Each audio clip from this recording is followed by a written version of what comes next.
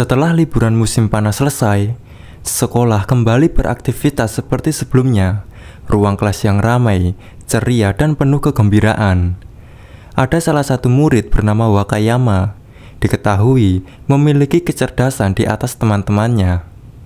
Ketika sedang asik mengobrol, tiba-tiba Soichi melempar paku yang mengenai buku miliknya. Wakayama menjadi geram.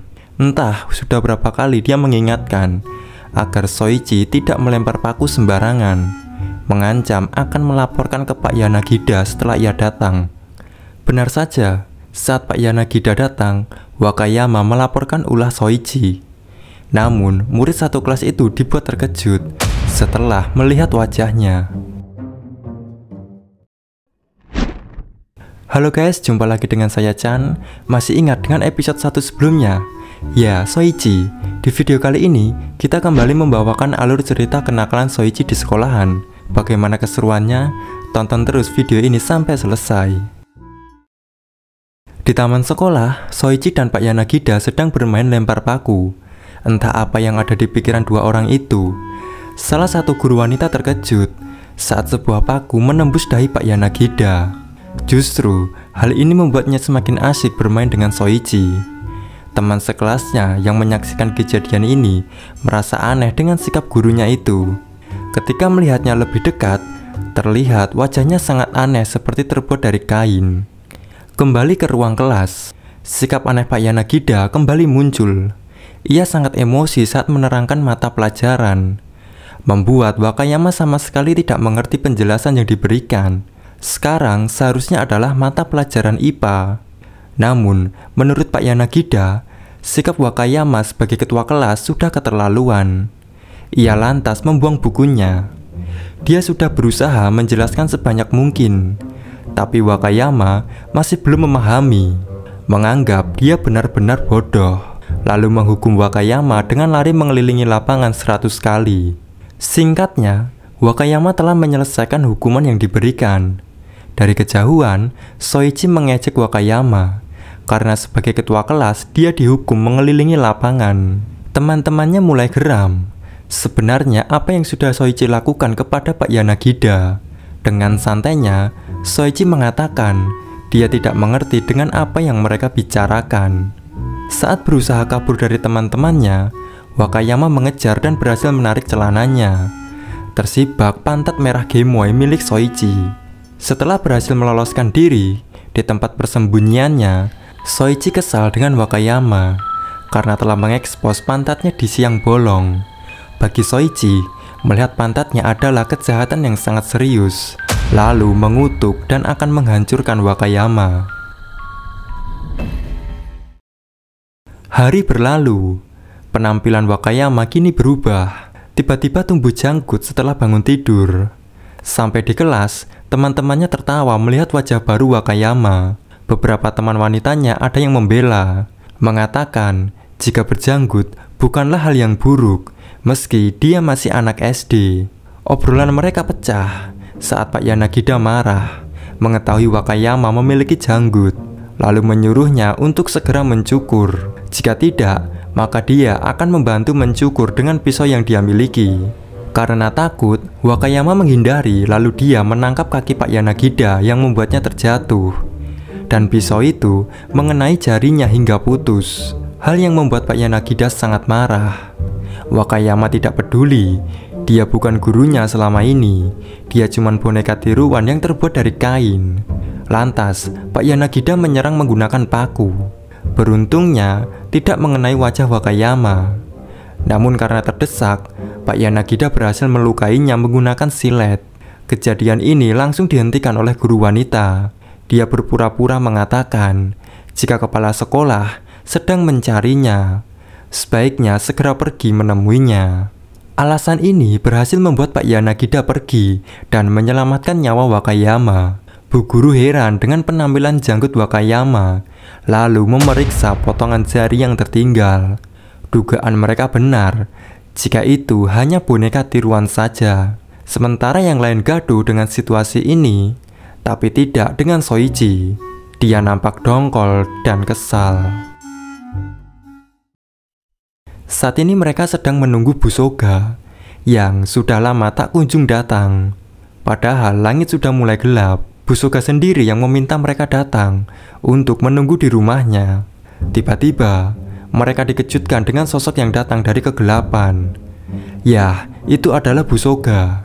Namun, sekarang dia telah berubah menjadi boneka tiruan. Nampak marah lalu mengejar mereka semua. Naas salah satu dari mereka tertangkap. Wakayama yang melihat ada seseorang sedang menghangatkan diri menggunakan api unggun.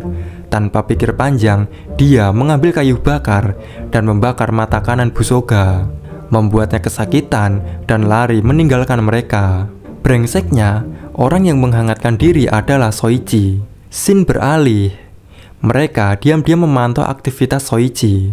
Mereka sudah mengira kalau keributan selama ini adalah ulahnya. Setelah lama menunggu, diam-diam Soichi keluar dari loteng. Memanfaatkan keadaan ini, Wakayama dan temannya masuk ke dalam untuk memeriksa.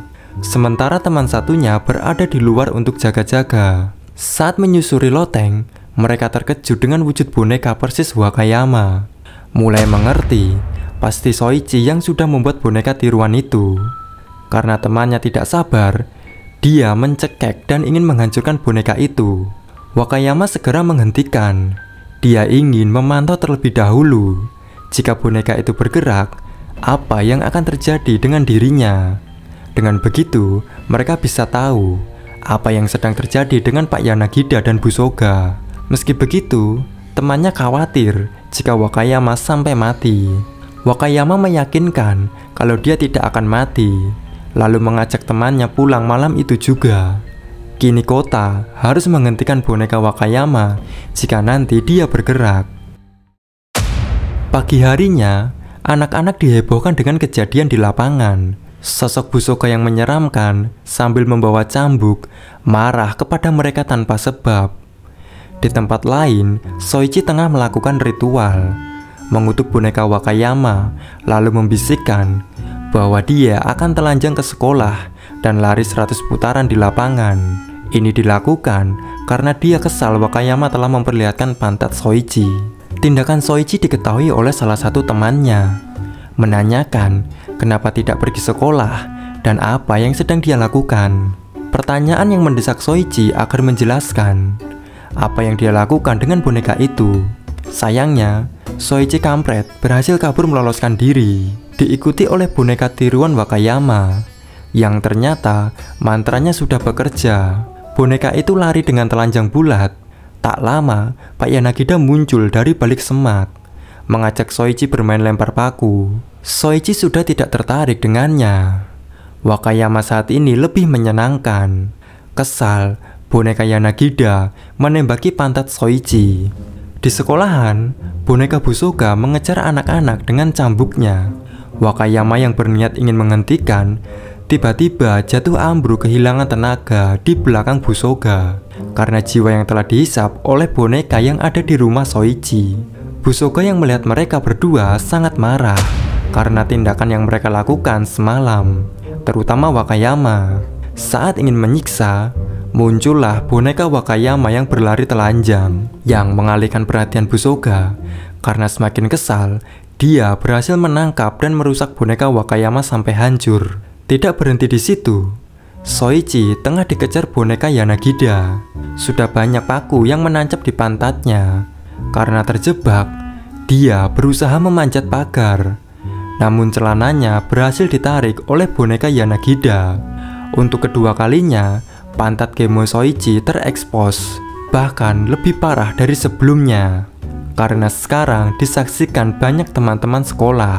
Soichi yang takut dan malu berteriak dan menangis agar semua ini dihentikan.